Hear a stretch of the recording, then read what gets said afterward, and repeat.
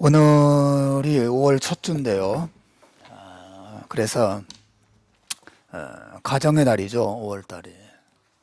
그래서 잠시 창세기 강의를 멈추고 한 달 동안 가정에 대한 설교를 하려고 합니다. 사실 이 가정과 결혼에 대해서 가정의 달을 맞이했음에도 불구하고 가정과 결혼에 대해서 설교한다는 것이 참 쉽지가 않아요. 적어도 제 마음에는 그렇습니다. 왜냐하면 우리 교회만 하더라도 가정과 결혼 생활의 그 상황이 굉장히 다양한 분들이 모여 있거든요. 오늘 설교를 듣는 여러분들 한 사람 한 사람과 가정을 한번 보십시오.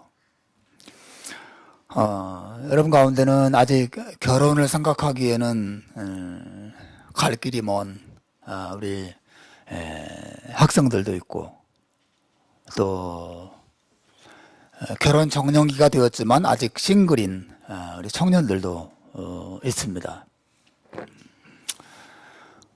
결혼해서 안정적으로 사시는 분도 있고, 결혼 생활에 아픔을 겪고 이혼을 하고 혼자 사시는 그런 분들도 계시고, 또 30년, 40년 이상 결혼을 한 어르신도 우리 교회 안에 계시죠.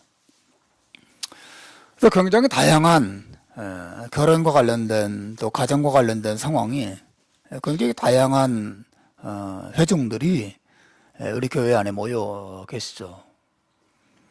이런 분들을 대상으로 가정과 결혼과 가정에 대해서 설교한다는 것이 상당히 참 어려움이 느껴져요. 적어도 제게는 그렇습니다. 그럼에도 불구하고 제가 이 설교를 준비하고 또 해야 되겠다 생각하는 이유가 있습니다. 저는 우리 모두가 성경이 말하는 결혼의 의미를, 그리고 결혼의 목적을 보다 정확하게 알 필요가 있다고 생각합니다. 우리 그리스도인들은 성경을 믿는 사람들이죠. 그래서 우리 가정을 성경이 말하는 가정의 모습으로 건강하게, 올바르게 어떻게 살아야 할지 그 핵심적인 교훈들을 알 필요가 있어요. 또 그런 교훈들을 알아갈 때 어떤 분들에게는 그런 교훈이 위로가 되고, 어떤 분들에게는 새로운 결심을 하게 하고, 어떤 분들에게는 아픔과 후회를 불러일으키는 그런 교훈이 될 수도 있죠. 하지만 결혼과 가정에 대한 성경의 이러한 교훈들은 분명히 우리 모두에게 긍정적으로든 부정적으로든 분명히 유익을 줄 것이라고 믿습니다.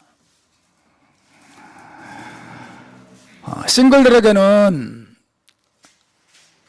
결혼을 바르게 준비하게 만들 수 있고, 이미 결혼한 분들에게는 자신의 결혼을 어떻게 서와가야 할지를 알게 할 수 있고, 또 자녀가 있는 분들에게는 내 자녀들의 결혼과 가정생활을 위해서 어떻게 기도하고 또 어떻게 자녀를 양육해야 될지를 알게 할 수 있기 때문에 그렇습니다.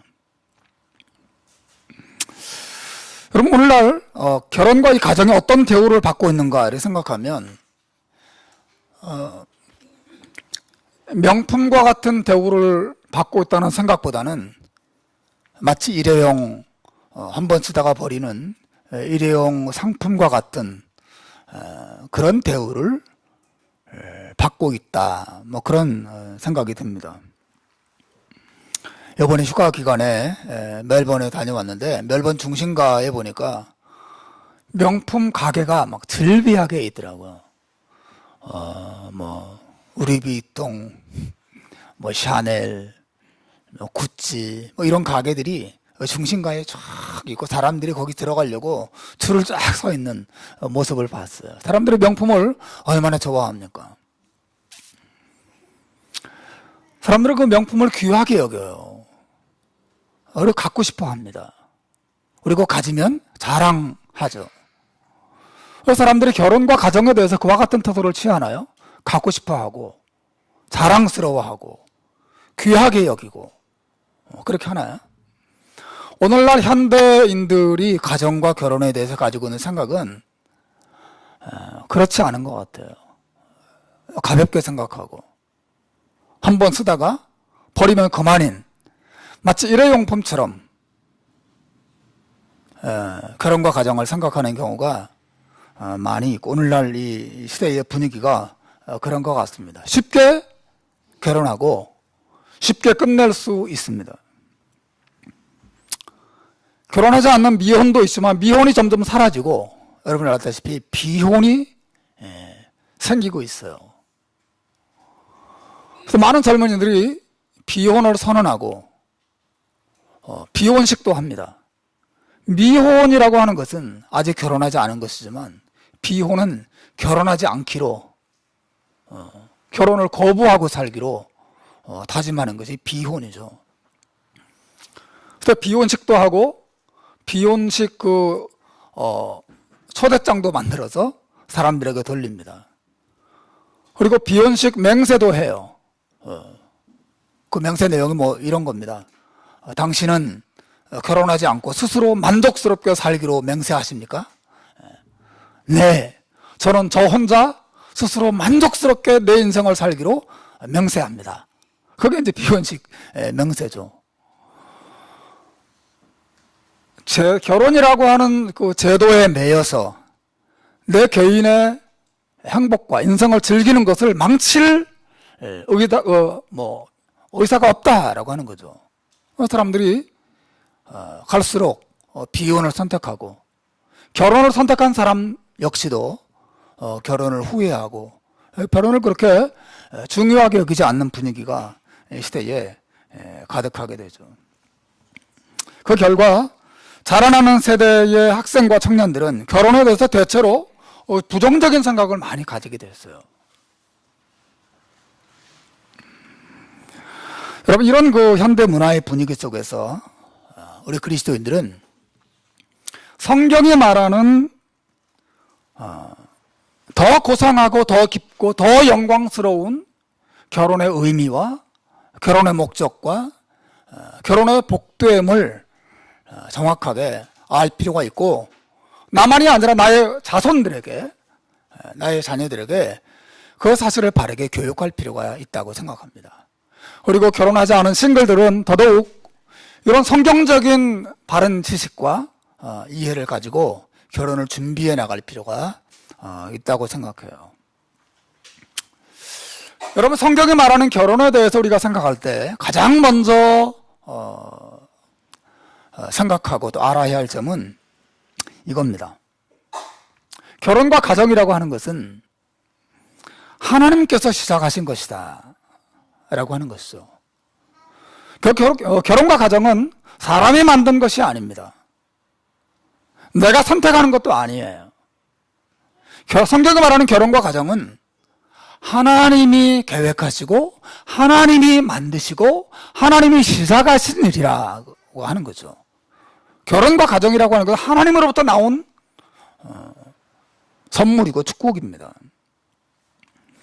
존 파이퍼라고 하는 미국 목사님이 계신데, 그분이 결혼신학이라고 하는 책에서 결혼이 하나님으로부터 나온, 하나님이 시작하신 일인 것을 보여주는 중요한 4가지 증거들을 말씀하신 적이 있어요.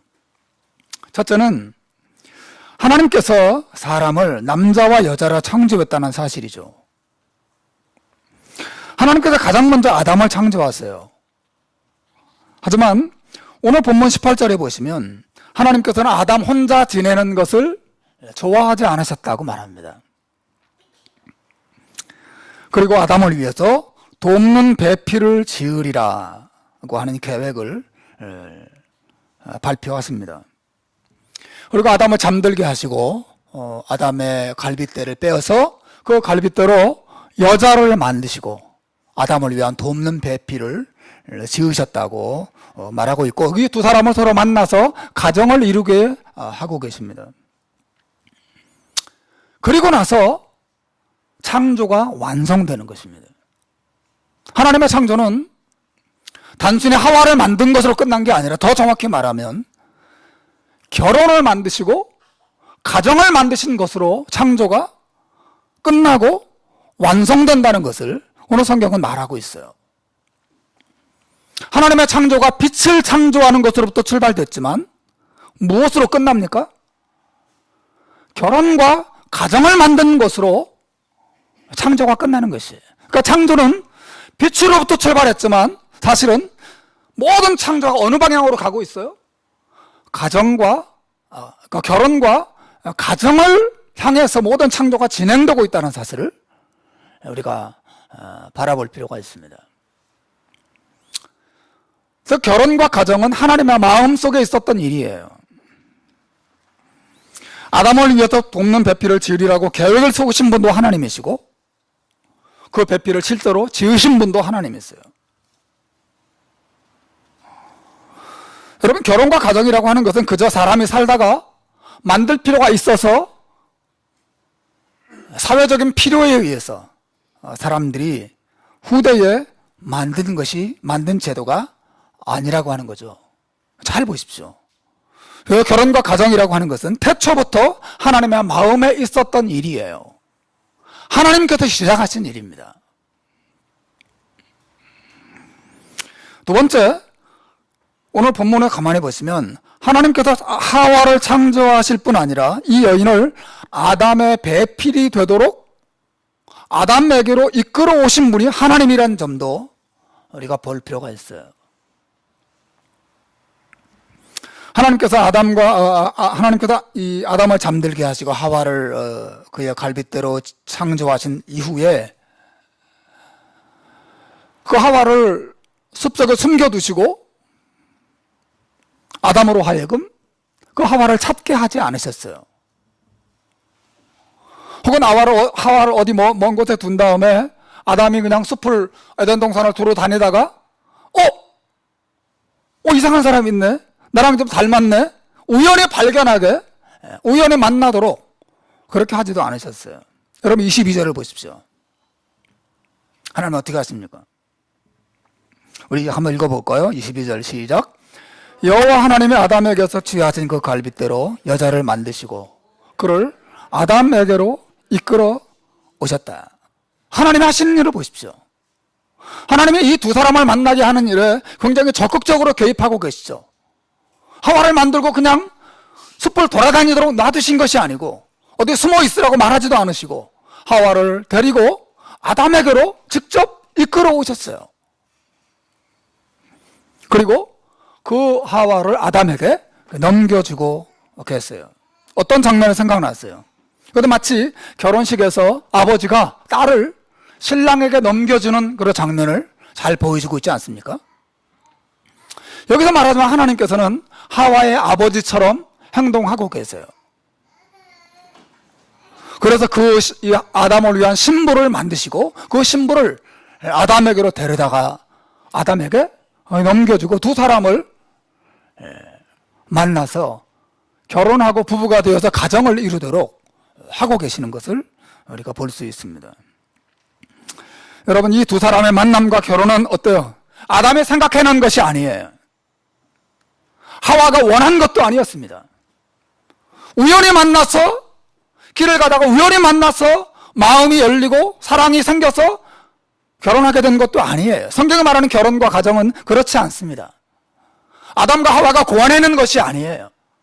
살다 보니까 물론 에덴 동산에서 둘이 만났지만 결혼할 생각이 전혀 없이 살다 보니까 외로우니까 여보 우리 같이 만나서 결혼하고 같이 살까?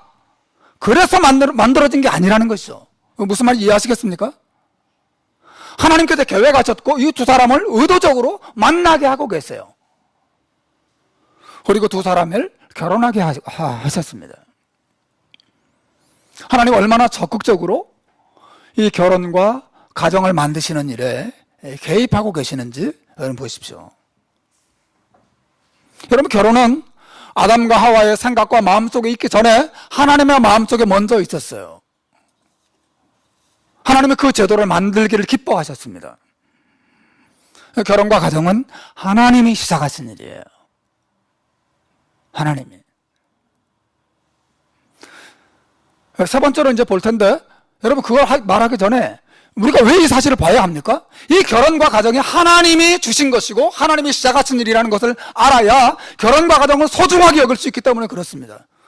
내가만 이 결혼이라고 하는 것이 내가 이 사람을 만나서 그냥 좋은 마음이 들어서 시작한 것이다라고 생각하는 순간 결혼과 가정의 가치는 그만큼 떨어집니다. 내가 싫으면 그만둘 수 있는 것이죠. 여러분, 결혼과 가정이라고 하는 것은 어려운 말로 말하면 신적인 기원을 가진 것이에요. 하나님이 계획하신 것이고 하나님이 시작하신 일입니다. 하나님이 우리에게 주신 것이에요. 하나님과 만나게 하십니다. 하나님의 가정을 세우기를 하신 것이죠. 그래서 가정이 소중한 것이에요. 가정이 왜 귀합니까? 가정이 없으면 외롭기 때문에 귀한 건가요?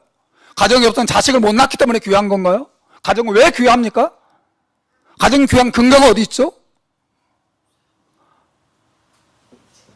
나의 필요 때문에 귀한 게 아니라 하나님이 만드셨기 때문에 그게 귀한 거예요. 여러분, 믿으시길 바랍니다. 가정이 왜 귀합니까? 하나님이 만드신 거예요. 그래서 귀하게 여겨야 됩니다. 오늘 본문에 말하는 이 결혼이 하나님이 만드신 것이라는 걸 보여주는 세 번째 증거가 있어요. 그것은 결혼의 목적을 최초로 밝히신 분도 하나님이라고 하는 것이죠. 여러분, 24절을 보십시오. 24절을 같이 읽읍시다. 시작. 이러므로 남자가 부모를 떠나 그의 아내와 합하여 둘이 한 몸을 이룰지로다. 성경이 밝히고 있는 결혼의 최초의 목적이에요. 하나님께서 왜 결혼을 만드셨습니까? 남자로 하여금 아내와 만나서 한 몸을 이루는 아름다운 연합을 경험하게 하시려고 결혼을 만들었다고 성경은 말하고 있습니다. 물론 창세기에 나오는 창세기 2장 24절에 나오는 남자가 부모를 떠나 그 아내와 합하여 둘이 한 몸을 이룰지로다 라고 하는 말씀은 하나님의 직접적인 말씀이라기보다는 모세가 창세기를 기록하면서 덧붙여 넣은 것이거든요. 무슨 말인지 아시겠죠? 모세가 쓴 거예요, 사실은요. 하나님께서 이렇게 가정을 만드시고 그러므로 하나님이 이렇게 아담과 하와를 만나서 결혼하게 하셨으므로 남자는 부모를 떠나서 그 아내와 합하여 한 몸을 이루어야 한다. 모세가 마치 그 부록처럼 써 넣은 것입니다. 추가한 거예요. 하지만 여러분, 마태복음 19장 5절 말씀에 보면 이 말씀이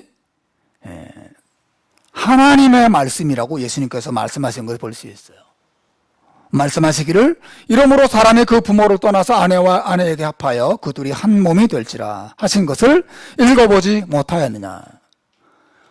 예수님께서 창세기 2장 24절 인용하면서 이 말씀이 하나님이 하신 말씀이라고 언급하고 계세요. 하나님의 뜻이라고 하는 거죠. 결혼의 목적을 세우신 분은 누구예요? 하나님이에요.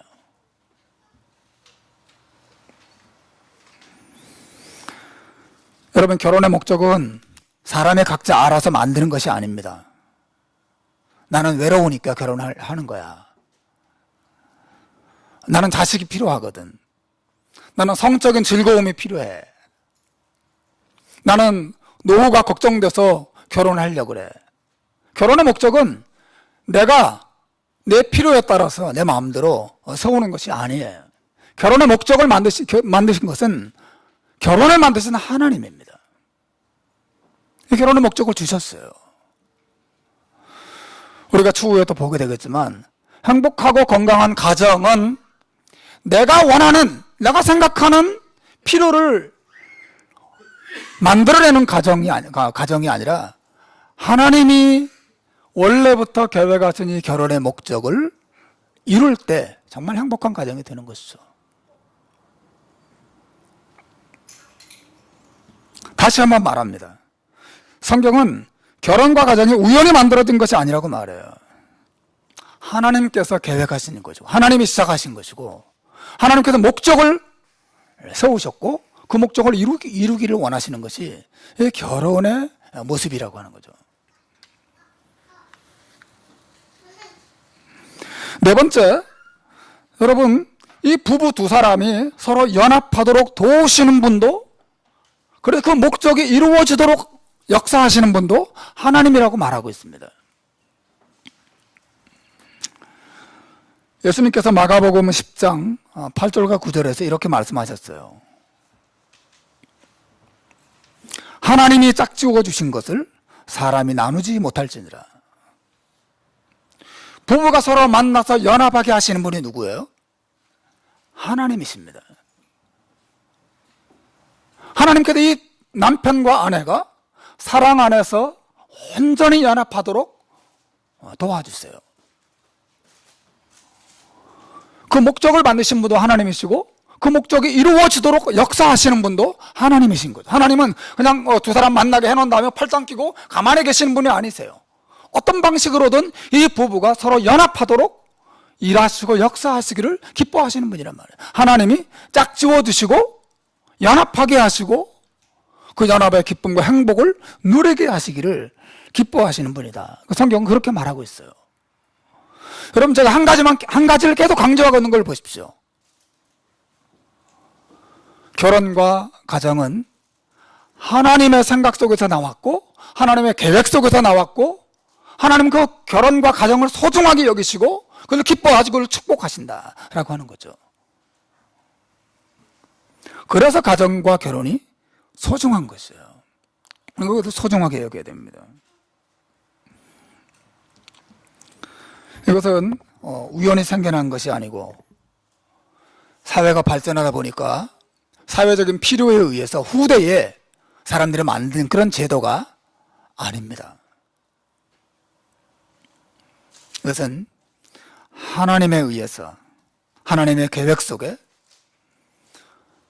하나님의 분명한 목적 아래 우리에게 주어진 하나님의 축복의 제도예요. 아담과 하와의 가정만 그런 것이 아니라 우리 모두의 가정이 그렇습니다. 신자들의 가정이 그렇고 불신자들의 가정도 다 마찬가지입니다. 이 세상에 존재하는 모든 부부와 가정은 하나님의 뜻 가운데 이루어진 것이에요. 여러 가지 다양한 이유에 의해서 가정이 깨지기도 하고 문제가 생겨서 아픔을 겪기도 하지만 사실은 결혼이라고 하는 것 자체는 본질적으로 하나님으로부터 나온 것입니다. 그걸 소중하게 여겨야 돼요. 그렇다면 오늘 설교의 핵심은 여기 있습니다. 여러분, 그렇다면 결혼과 가정을 시작하신 분이 하나님이라는 사실이 우리에게 어떤 의미를 주는가 하는 거죠. 그래서 가정과 결혼을 시작하신 분이 하나님이라면 그래서 그것이 나에게 어떤 교훈을 주고 어떤 의미를 주는가 하는 거죠. 여러분, 이 사실이 주는 의미는 크게 두 가지예요. 하나는 부정적인 의미고 하나는 긍정적인 의미입니다. 오늘은 부정적인 의미만 한 가지 다루고 다음 주에 긍정적인 의미를 한 가지 더 다루겠습니다. 여러분, 결혼이 하나님이 만드신 것이고 하나님이 주신 것이 분명하다면 그 사실은 무엇을 의미할까요?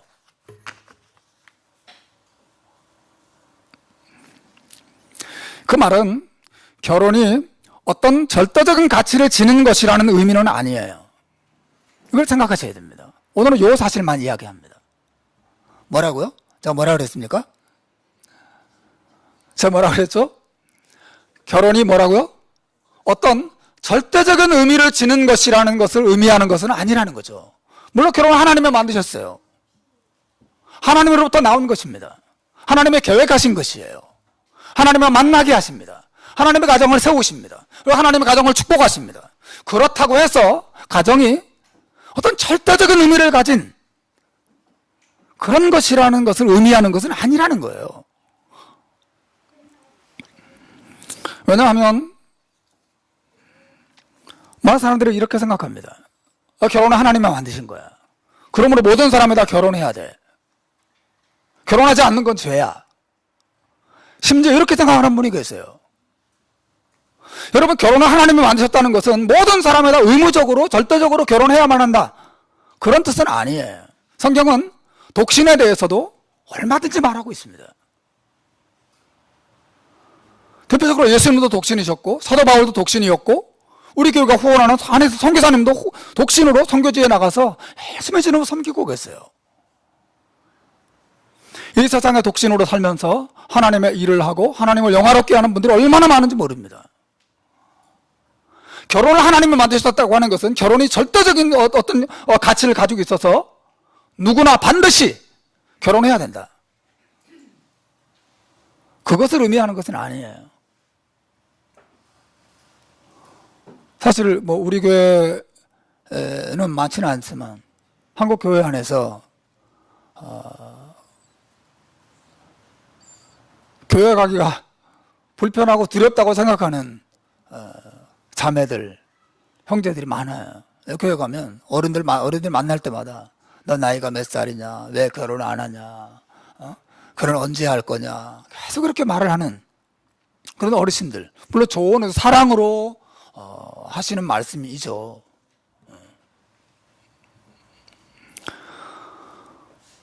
그러나 여러분, 결혼이 아무리 소중하다 하더라도 성경은 결혼을 절대적으로 반드시 해야 하는 어떤 것이라고 말하지 않습니다. 게다가 성경은 결혼과 가족 관계가 영원까지 이어지는 관계라고 말하지도 않아요. 무슨 말인지 알겠어요? 성경은 결혼 관계가, 그리고 가족 관계가 우리가 이 세상에 사는 동안만 일시적으로 있다가 사라질 것이라고 말하고 있어요. 마가복음 12장 25절에 보면 예수님이 이렇게 말씀하십니다. 우리 한번 읽어볼까요? 자, 한번 읽어봅시다. 시작.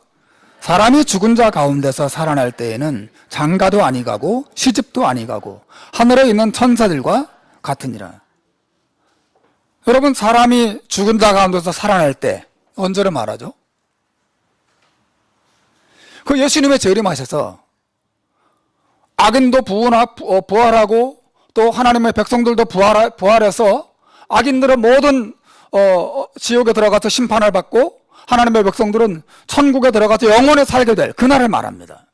그렇게 새하늘과 새 땅이 우리 앞에 펼쳐지는 날에는 하나님의 백성들, 그 땅에 사는 백성들의 삶은 장가도 안 가고 시집도 안 가고 하늘에 있는 천사들과 같은 모습으로 살 것이라고 말합니다. 다시 말하면 가족 제도라고 하는 것이 천국에 가서까지 영원토록 이어지는 것이 아니라고 말하고 있어요. 이 땅에서 사는 동안만 부부 관계가 유지되는 것입니다. 제가 천국 가서도 신순 씨, 당신은 내 부인이에요. 나랑 같이 삽시다. 또 내가 다른 여자 만나고 그럴 때 막 진순 씨가 막 질투하고 막 그럴까요? 그렇지 않아요. 천국 가면 그런 게 없습니다. 이 부부 관계라고 하는 것이 이 땅에서만 잠깐 누리다가 사라지는 것이에요. 근데 천국 가서도 우리 아이들이 아빠 그러면 나를 따라다닐까요? 다른 사람한테는 아저씨 그러면서 나에게는 아빠 그러면서 따라다닐까요? 그렇지 않습니다.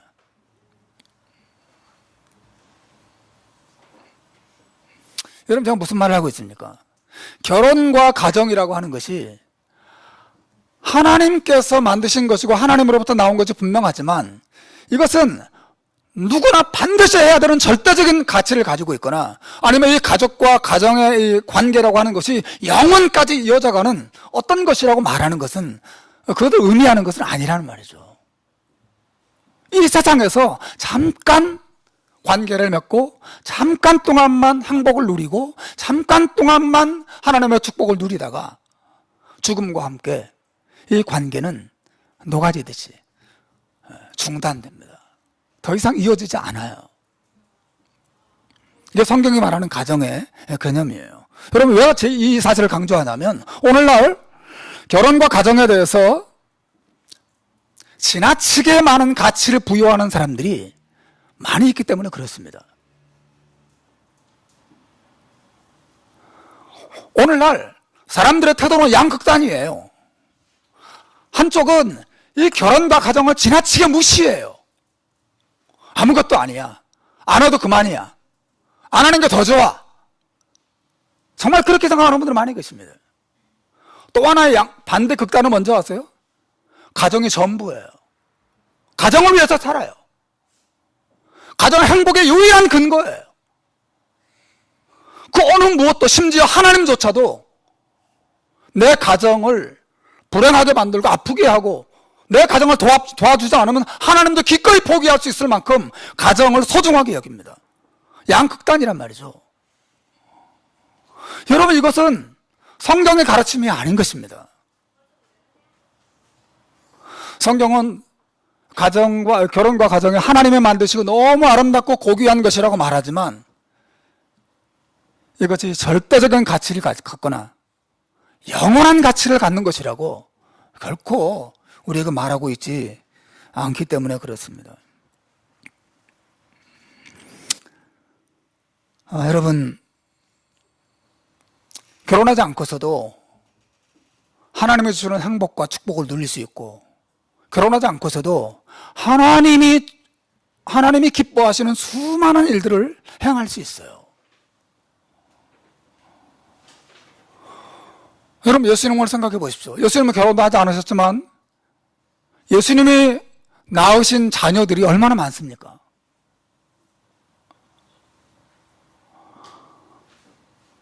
저야 3명밖에 못 낳았어요. 늘 아쉬워하고 있습니다. 우리가 좀 더 일찍 만났더라면 미니멈 10명을 넘었을 텐데 늘 그 생각합니다. 아내에게 자주 그런 얘기를 하고 우리는 빨리 만났어야 돼. 그런 얘기를 많이 합니다. 게다가 호주 땅에 살았더라면 더 많이 날 수 있었을 거예요. 우리 집 차가 미니버스가 됐을 수도 있었을 겁니다. 근데 여러분, 육체적인 결혼이 자녀를 낳아야 불과 서너 명, 만일 어떤 가정은 보니까 아들만 13명을 낳은 집도 있더라고요. 그 정도죠. 그런데 예수님의 삶을 보십시오. 그분은 결혼하지 않았지만 그분의 사랑과 섬김과 희생을 통해서 얼마나 많은 하나님의 자녀들이 예수님의 그 피 흘리심과 섬김을 통해서 이 땅에 존재했는가, 역사 속에 존재하게 됐는가를 생각해 보십시오. 사도 바울의 삶을 생각해 보세요. 그분은 독신으로 살았지만 얼마나 하나님을 영광스럽게 하며 살았는지 몰라요. 많은 자녀를 낳았습니다. 우리도 그분의 자녀의 한 부분을 차지하고 있다고 말할 수밖에 없죠.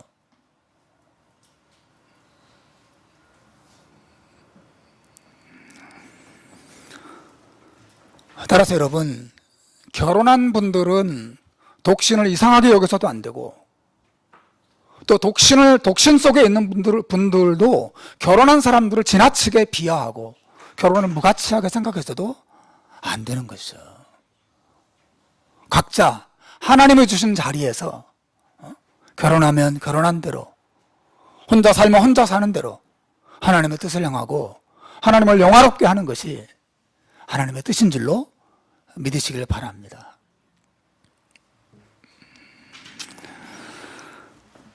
여러분, 성경이 가정이 너무너무 귀하고 소중한 것이지만 자칫 잘못하면 하나의 우상이 될 수 있다고 경고하고 있어요.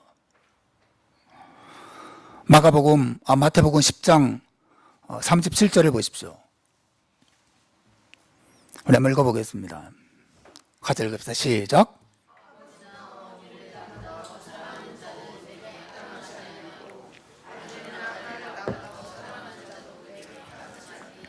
네.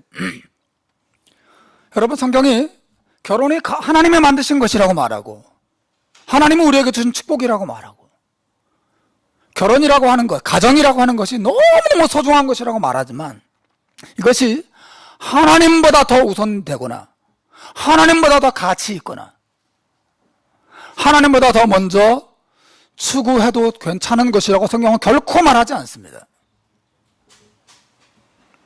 도리어 만일 우리가 하나님보다 이 배우자와 하나님보다 내 자식들을 더 사랑하고 더 소중하게 여기고 그것을 내 인생에 더 큰 가치를 두고 살아간다면 나는 하나님 앞에 우상숭배의 죄를 범하는 그런 악한 자리에 떨어지는 것이라는 점을 우리가 생각해야 돼요. 여러분, 이 가정의 달에 제가 오늘 이 가정을 만드신 분, 가정을 주신 분이 하나님이라는 사실을 생각하면서 그것이 우리에게 주는 의미 가운데 이제 부정적인 측면을 좀 다루고 있어요.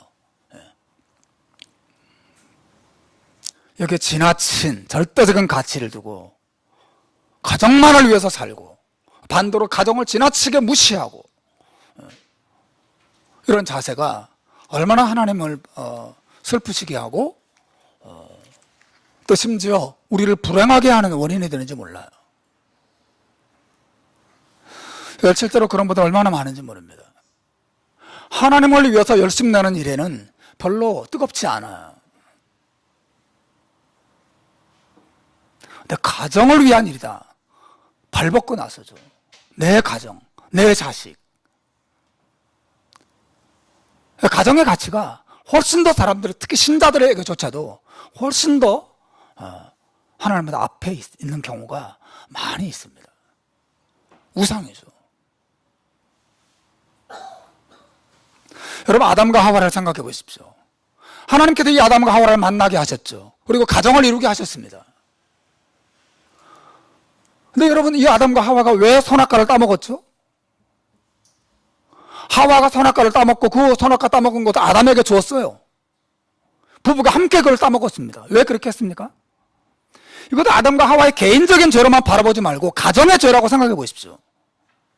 그들은 하나님 없이 하나님으로부터 독립해서 가정의 행복을 이루고자 했던 것이죠.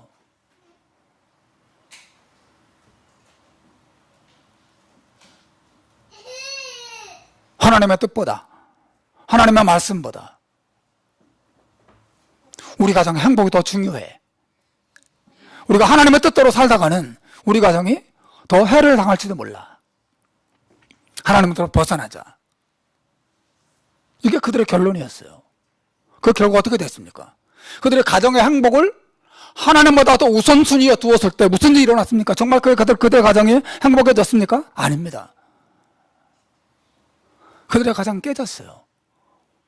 부부의 연합도 깨졌고 그 결과 그들 사이에 태어난 자식들 사이에 이 가인과 아벨의 관계도 깨졌고 가정이 황폐하게 됐습니다. 사랑하는 여러분, 가정이 행복하게 되는 길은 가정의 행복만을 추구하는 데 있지 않아요. 행복한 가정을 이루는 길은 도리어 하나님을 가정의 중심에 모시고 온 가족이 하나님을 중심으로 하나가 되는 데 있는 줄 믿으시길 바랍니다. 이것이 행복의 길이에요. 성경이 말하는 행복입니다.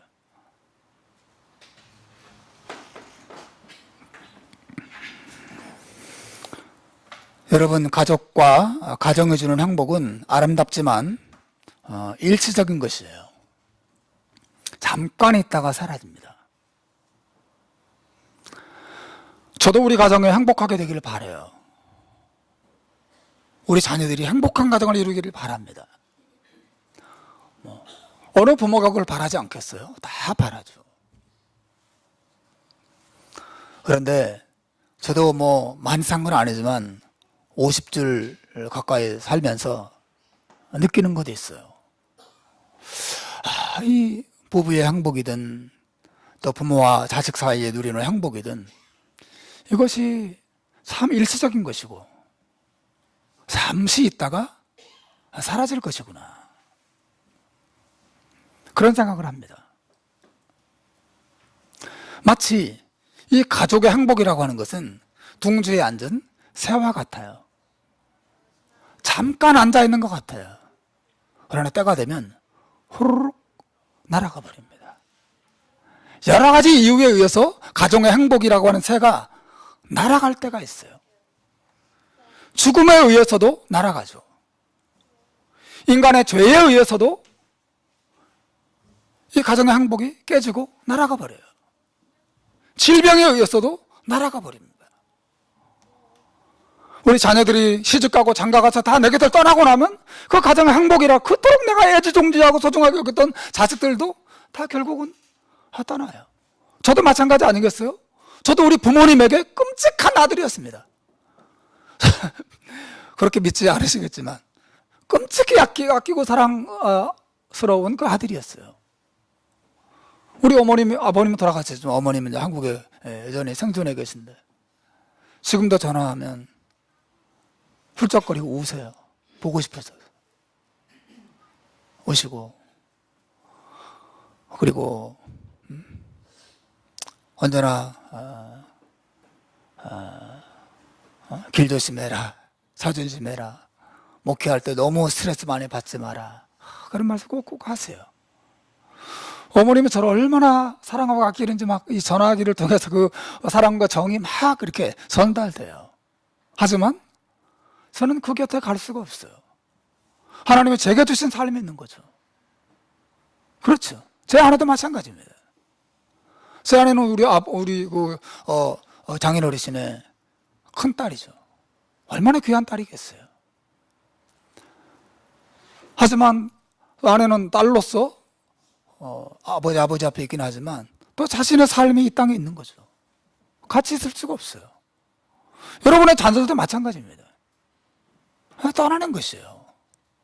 다 내 곁을 떠납니다. 자기 삶을 찾아 떠나요. 저는 우리 아이들 3명을 볼 때마다, 여러분 믿지 않으시겠지만 제가 이 아침마다 이 녀석들 아침에 일어나서 깨어서 이렇게 집안을 걸어다니고 그러면 제가 가슴이 쿵쿵 뜁니다. 너무 좋아서, 너무 사랑스럽고, 저녁에 잠자는 게 늘 아쉬워요. 헤어지는구나. 내일 아침 되면 빨리 얼굴 봐야지. 좀 과장이 심하긴 하지만 그 정도로 제가 사랑하고 아낍니다. 하지만 마음속에 늘 생각합니다. 언젠가는 다 떠난다. 가정의 행복이라고 하는 것이 결론적으로 말하자면 하나님을 대신할 수 없다고 하는 거죠. 여러분, 가정의 행복은 진정한 행복의 그림자에 지나지 않아요. 진정한 행복의 본체는 하나님이세요. 자식도 떠나고 배우자도 떠나고 다 떠나면서 우리 가정에 내가 지금 누리고 있고 앞으로 누리기를 바라는 모든 행복들은 아무리 크다 하더라도 몇 년 가지 않는 것입니다. 우리 부부가 금슬이 그렇게 좋아도 사실은 이 땅에 사는 동안 잠깐 있다가 사라지는 것이에요. 진정한 행복의 본체는 하나님에게 있습니다. 하나님을 알고 하나님과 관계를 맺고 하나님과 함께 영원히 살고 하나님의 주시는 기쁨과 행복을 더 하나님의 나라에서 영원토록 누리고, 또 나만 누리는 게 아니라 내 배우자와 내 자녀들도 하나님의 백성이 되어서 그 땅에서 함께 그 영광을 누릴 때 그 영광, 그 진정한 행복이 완성되는 것이죠. 이 땅이 전부야. 우리 가정만 행복해야 돼. 우리 가정만을 위해서 살아야 돼. 하나님도 신앙도 하나님의 뜻도 우리 가정보다 더 우선할 수 없어. 우리 가정이 최고야 라고 말하는 것은 아주 행복의 본체를 버리고 행복의 그림자를 붙잡는 어리석은 것이에요. 사랑하는 여러분, 오늘 제가 결혼은 하나님으로부터 나온 것이고 그것이 의미하는 바 가운데 부정적인 면, 소극적인 면을 살펴봤어요. 다음 주는 긍정적인 면을 보겠는데, 어쨌든 여러분, 가정을 소중하게 여기시되 하나님보다 더 앞세우고 하나님보다 더 가치를 두는 그런 어리석음에 빠지지 않게 되기를 바랍니다. 하나님의 사랑만 영원한 줄로 믿으시길 바랍니다. 하나님을 의지하고 아담과 하와처럼 어리석게 가정의 행복을 위해서 하나님을 내려놓고 도리어 가정의 행복이 찾아오기는커녕 행복이 있던 행복조차도 그냥 깨져버리는 그런 어리석음에 떨어지지 말고 하나님을 여러분 자신과 가정의 중심에 세우고 하나님 안에서 누리는 행복이 여러분의 가정에 충만하게 되기를 주님의 이름으로 축원합니다. 기도하겠습니다.